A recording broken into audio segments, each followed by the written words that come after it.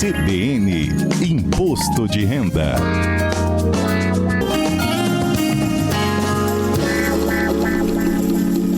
Olha, a dúvida pode ser de muitos hoje, tá? Tem muito a ver com o aluguel de temporada e as plataformas, né, de gerenciamento. A mais popular de todas é o Airbnb. A minha convidada de hoje, para esclarecer como é que a gente declara isso no imposto de renda, é a Tamires Endringer. Ela é conselheira do Conselho Regional de Contabilidade aqui no Espírito Santo. Bom dia, Tamires.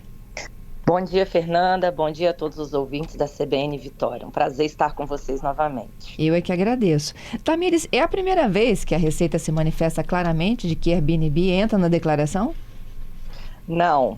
Na verdade, se você alugou o seu imóvel através do Airbnb ou qualquer outra plataforma, ou que você faça o aluguel do seu imóvel a partir da pessoa física, ou seja, uma negociação sua direta com o cliente, né? Com quem alugou seu imóvel, esses rendimentos são tributáveis, eles são considerados tributáveis e devem ser declarados no imposto de renda pessoa física.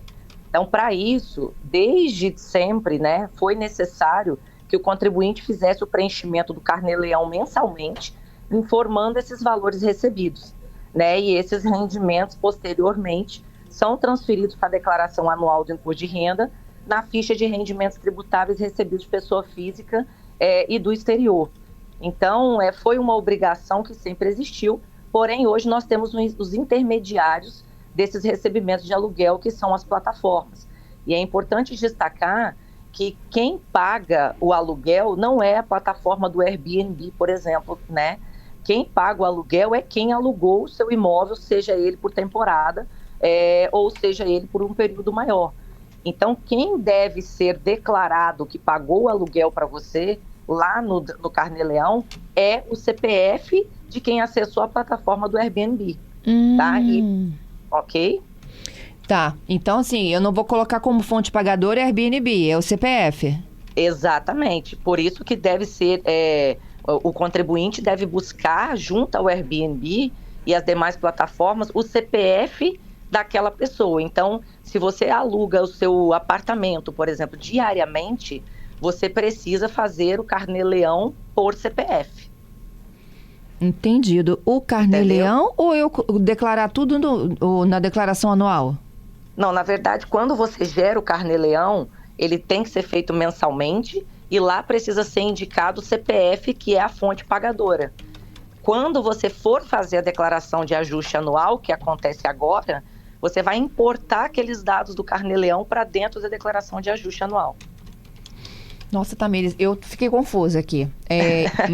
Porque numa plataforma dessa de aluguel de temporada, por exemplo, você tem uma alta rotatividade, né? Então você vai ter pelo trocentos CPFs.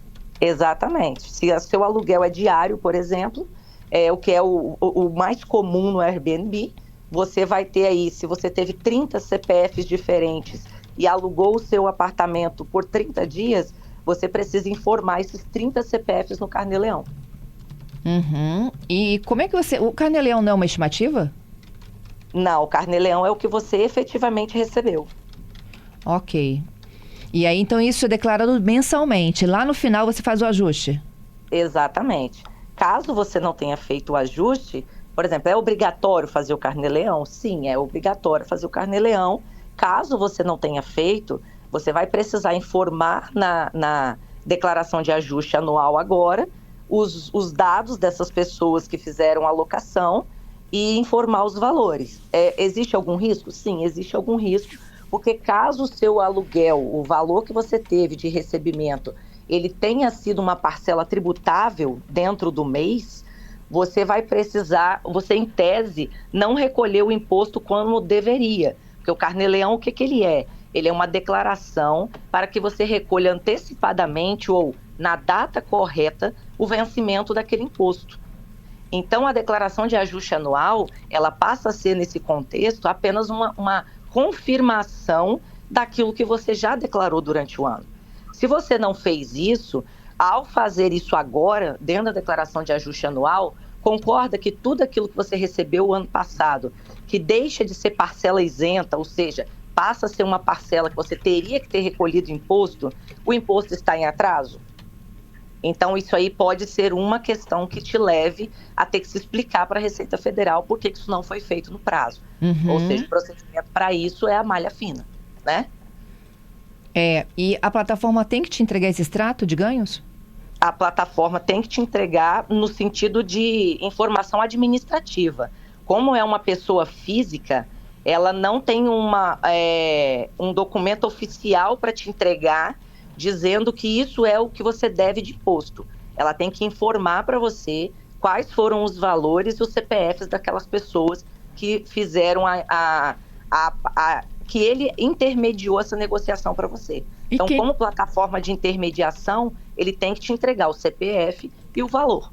E quem não fez até agora? O alerta efetivamente chegou esse ano, né, da Airbnb? Exato, né? Porque existe a plataforma de intermediação hoje, né? Isso se popularizou muito. Mas se você não fez o Carnê-Leão, né, é preciso ser feito agora, é possível fazer, né? E ser importado para dentro da declaração de ajuste anual. Tá? Porém, é feito com atraso, né? E se você não faz o Carnê-Leão, você o fará dentro do próprio sistema de declaração de imposto de renda. E aí você está sujeito aos riscos que eu coloquei de ser questionado porque não o fez antes. De 2020 a 2024. Exato, né? Na verdade, quem não declarou valor nenhum tem um risco ainda maior, né? Quem só declarou o valor na declaração de imposto de renda e não fez Carnê-Leão, o risco é menor, mas pode estar sujeito a questionamentos. Entendido. Aí, como é que faz? Vai para as declarações anteriores fazendo o ajuste? Para quem não declarou, né, faz a retificação e informa os valores. Entendido. O que precisa ficar claro, Fernanda, é que o fato do seu aluguel estar numa plataforma de locação de imóveis não mudou o fato de você ser obrigada a declarar sua renda que seja oriunda de aluguel. O valor do aluguel sempre foi obrigatório, né? Você sempre teve que declarar, desde que ele esteja na faixa de obrigação de declaração, né?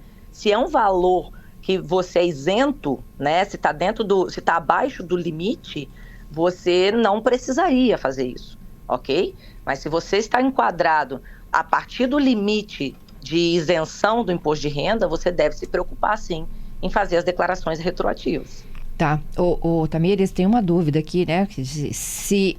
Eu acho que essa aqui não é Airbnb, tá? É okay. Aluguel mesmo comum, tá? Não está vinculada a nenhuma plataforma. Se eu pedir para a pessoa não declarar que paga aluguel? Se você pediu para não declarar, não tira de você a responsabilidade de você fazer a declaração. Então, quem paga o aluguel, né? Eu loquei o seu imóvel, Fernanda, então eu sou obrigada a declarar que eu te paguei? Não. Por quê? Porque essa despesa não é dedutível da minha base de imposto de renda. Mas a Fernanda que recebeu, ela é obrigada a declarar, independente da minha informação na minha declaração. Entendido.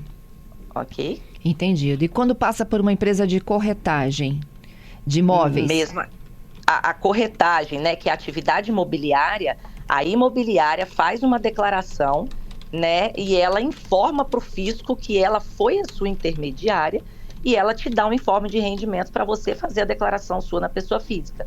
Inclusive, é importante destacar que a imobiliária te dá essa declaração, inclusive mostrando, né, no demonstrativo as taxas de corretagem, todas aquelas contas que podem ser abatidas, né, reduzidas da base de cálculo do aluguel para efeito de imposto de renda, a imobiliária já te entrega isso prontamente. Ou seja, querendo ou não, nós estamos falando de imobiliária, nós estamos falando de um aspecto equiparado ao Airbnb.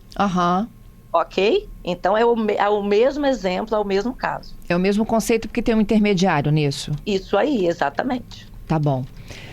Tenho mais dúvidas aqui, que foram encaminhadas ao longo da semana. Tem muitas, sabe? À medida que a gente vai conversando, eles vão mandando. Uma delas é sobre, eu tenho uma caderneta de poupança, eu preciso de declarar imposto de renda? Vamos lá, se você possui saldo em caderneta de poupança, que a soma dele seja superior a 140 mil, é obrigatório declarar, né, na ficha de bens e direitos lá dentro do sistema do imposto de renda, você vai utilizar o grupo 4, né, que é o grupo de aplicações e investimentos, e o código 01, né, que é o primeiro código lá, que é depósito em conta de poupança, né, em conta poupança. Além disso, né, se você teve rendimento isento que foi proveniente desta poupança, você vai ter que pegar esse rendimento lá na ficha de rendimentos isentos e não tributáveis, vai lançar, né, no código 12 os rendimentos de caderneta de poupança. O que é importante nessa resposta, né, na pergunta desse ouvinte? Quem tem caderneta de poupança superior a 140 mil, em 31/12/25, ele está obrigatório a declarar, mesmo não tendo tido outros rendimentos.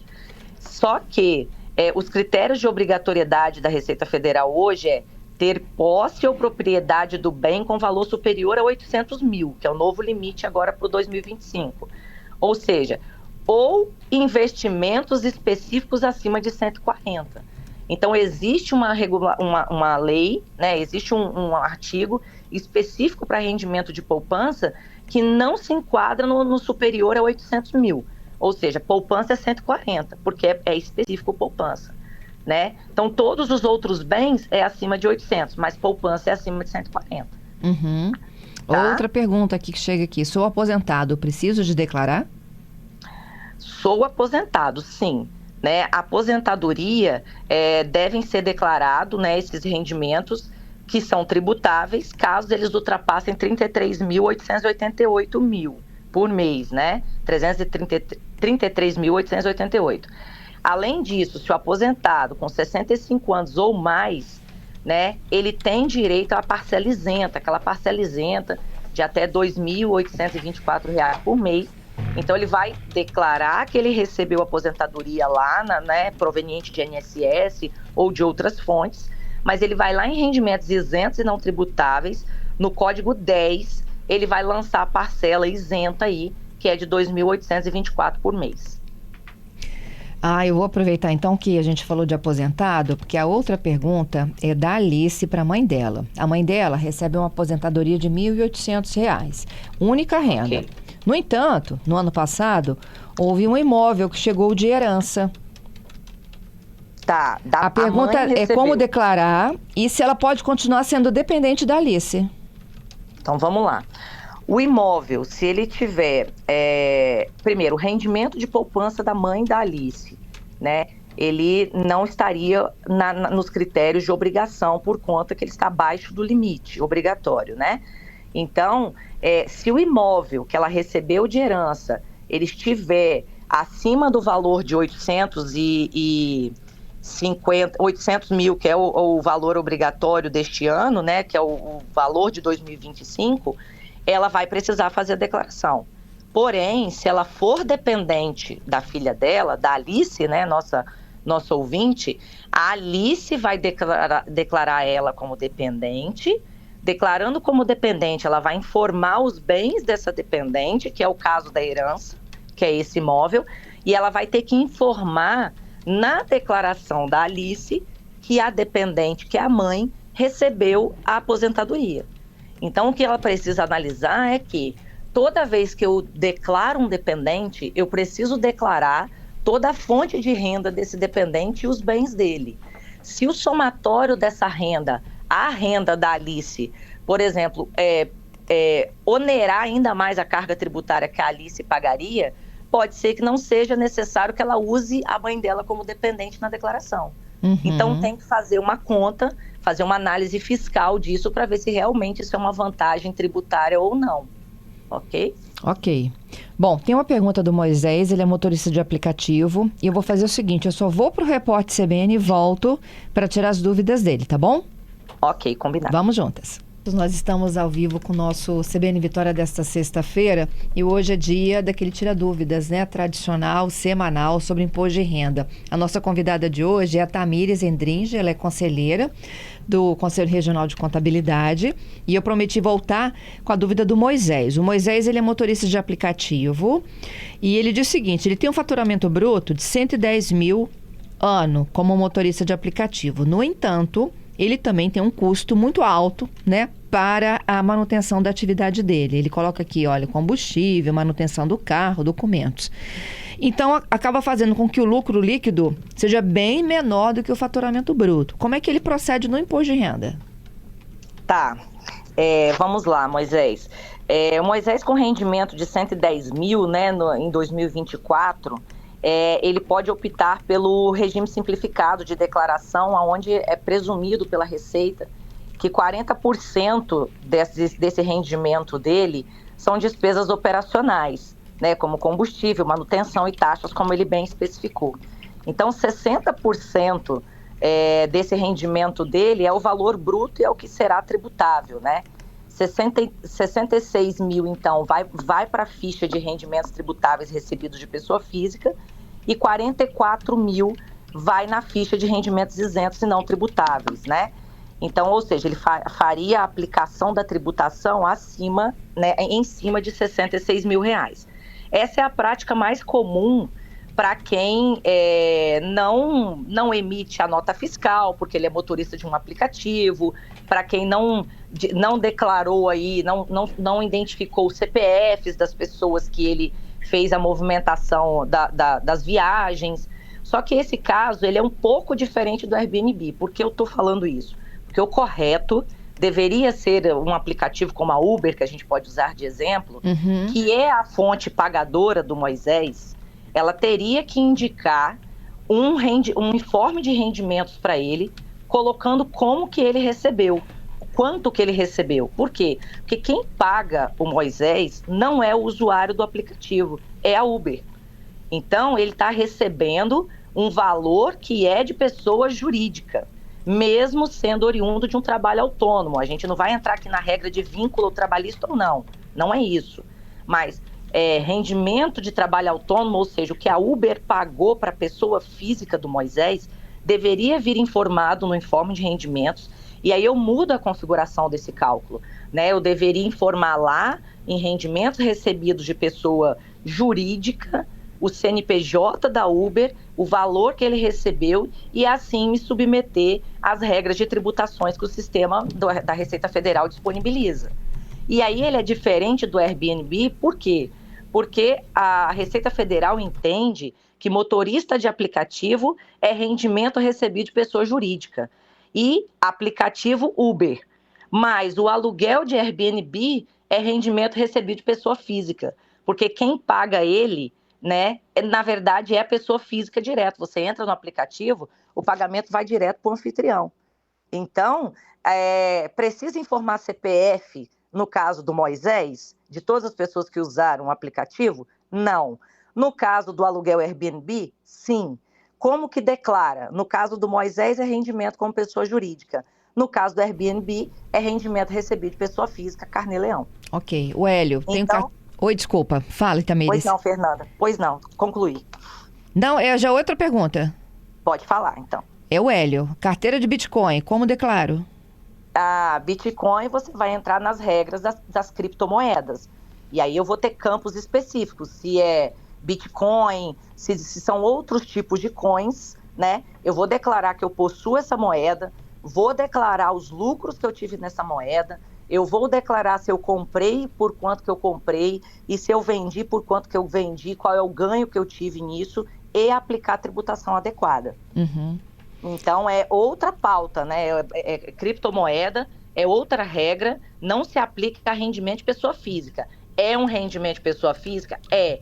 Porém, tem que entrar na ficha de bens, e se ele teve um rendimento, seja ele pelo ganho que essa moeda teve por valorização, ou pelo ganho que ele teve na alienação dessa moeda, e vai existir uma ficha específica lá de mercado financeiro, capitais e criptomoedas, que ele vai ter que informar esses dados. Uhum. Inclusive, mensalmente, ele precisa fazer essa conta quando ele compra e vende, quais foram os ganhos que ele teve e aplicar a tributação e recolher todo mês no ano de 2024, e não somente agora na declaração de ajuste anual. Eu tenho uma última pergunta para finalizar, porque tem a ver com aluguel e com imóveis, é a pergunta do Franco. Okay. Bom dia, CBN. Se eu ganho, curiosidade, tá? E já estou profetizando. Tenho um imóvel que ele não tem escritura. é recibo de compra e venda. Consigo declarar ou não preciso, não devo? Obrigado. Vamos então tentar ajudar aqui o Franco, né? Ele tem um imóvel que ele não tem escritura ainda, apenas um recibo de compra e venda. Ele declara isso no imposto de renda dele? Bom, ele declara porque ele adquiriu esse imóvel e ele pagou por ele, né? Então, se ele tiver dentro da regra dos 800 mil para declarar a posse ou a propriedade desse bem, ele precisa informar. Porém, ele também precisa lá informar o valor da inscrição desse imóvel, né? A escritura, todos os dados desse imóvel. Não tendo essas informações e não conseguindo declarar esse valor, ele precisa pelo menos dizer que ele tem o direito de posse desse imóvel.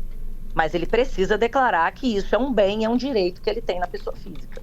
Excelente. Entra na regra dos 800 e poucos mil que eu expliquei, né? Quando ele tem a posse ou a propriedade de algum item considerado bem ou direito.